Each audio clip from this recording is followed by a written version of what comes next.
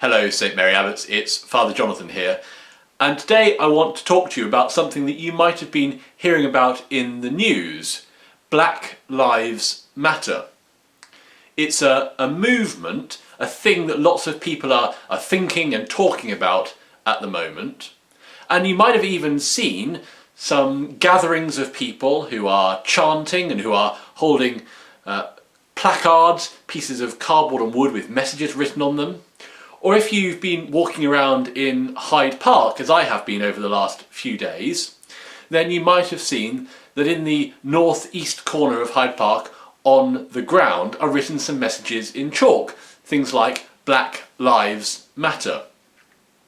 Now, this is a movement that has really caught the attention of the news around the world over the last month. And what caused it to be so much in the forefront of our minds was that there was a black man in the United States who was killed by some police officers who were arresting him. And it's not the first time that that's happened.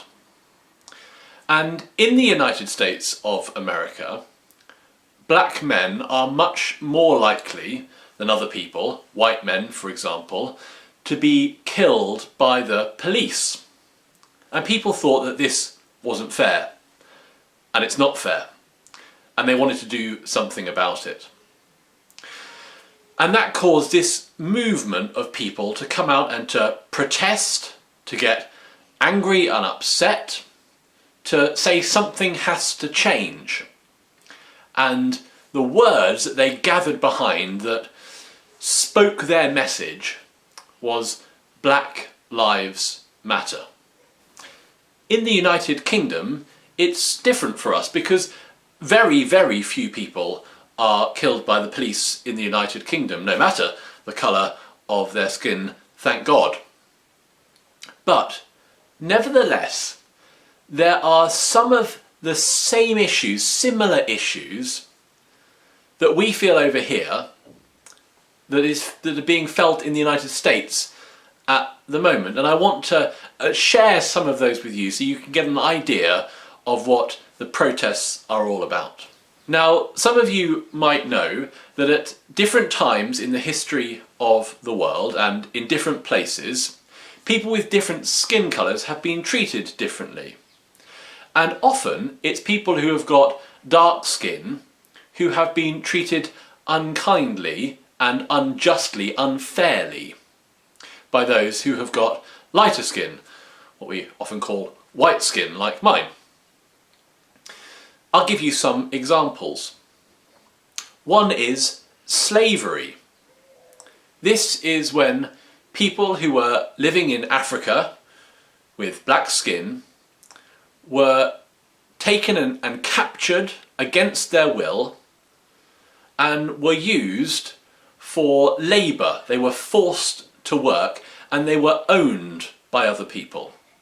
Now, nobody should be able to own another human being and nobody should be able to force another person to work. But that's what happened. There have been times in history in places in the world where black people have not been allowed to ride on the same buses as white people, where black people have not been allowed to live in the same neighbourhoods and communities, to go to the same schools or even the same churches as white people. Now, that's no longer what it's like to live here in the United Kingdom, although it was at some times in the past.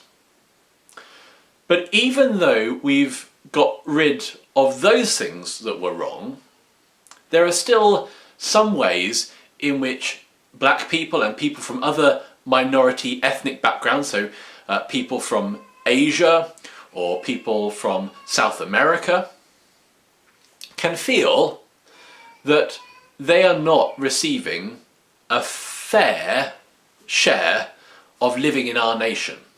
So let me give you an example of what that might be like. It might be that even though you do the same job as somebody else, you get paid less for it because of the colour of your skin.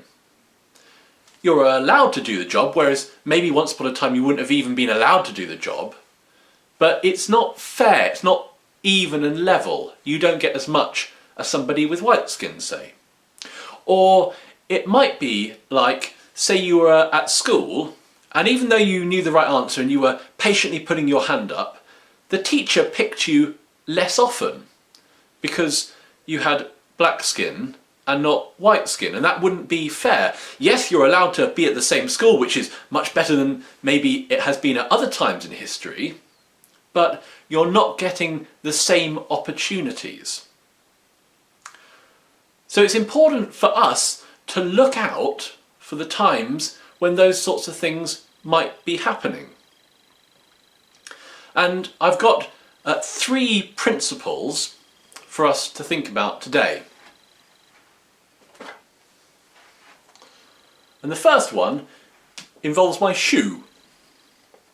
Do you know the phrase, walking a mile in someone else's shoe? What it means is thinking what it would be like to be somebody else. And that's quite a difficult thing for us to do, but it helps us to understand what other people's lives are like. And so we might think, well, what would it be like if I was always picked last? Or what would it be like if I didn't get a fair go? Everyone else got 2 goes every time I only got 1 go. And if we see that happening, if we see unfair things happening in our lives, then we've got to not just think, what would that be like, and feel sorry about that, but we've also got to do something about it. And the way we can do that is to think, well, what would it feel like for me, and what would I want other people to do? And so, say I'm over here and I'm not getting my fair chances, I'm not getting my goes, my fair turns, and there was somebody else watching and they could see what was happening. Well, I tell you what I want them to do. I want them to say, that's not fair. He should get just as many turns as everyone else. And if we're the person standing over here watching and we see that happening, then we need to have the courage to speak out. And that's why it's not just black people saying Black Lives Matter.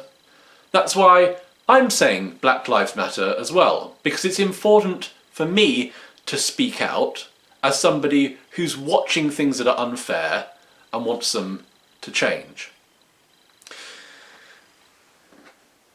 And the final thing to think about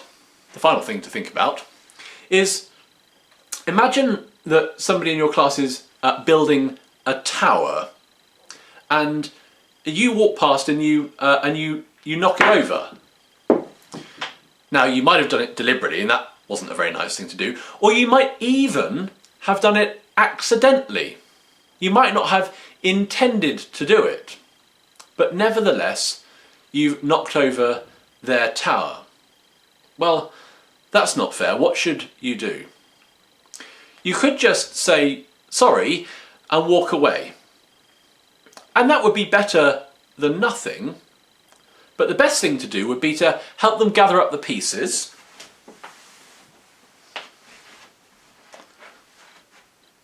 and then to help them to rebuild the tower. That would be just. That would be fair.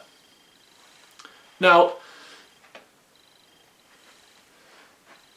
most of us are not deliberately knocking over people's towers.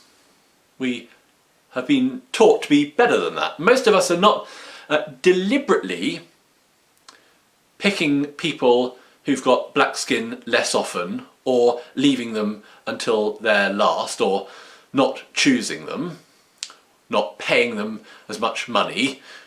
Most of us are not deliberately doing that, but we might be accidentally doing it. And if we find ourselves accidentally doing it, then it's our responsibility to help rebuild. So, try and think what it might be like for other people, particularly for people who have got black skin and might be treated less fairly because of it. Try and think how you would want someone to respond if you were being treated unfairly, and then do that for someone else. And try and help to rebuild where towers have been knocked over, or where things are unfair for another person, deliberately or accidentally. Because when we rebuild together, we build a better and a stronger future, a better and a stronger tower. This matters to us as Christians because we believe that God created everybody equally, and that he deeply loves each person of his creation, and that he calls us to love and care for one another as well.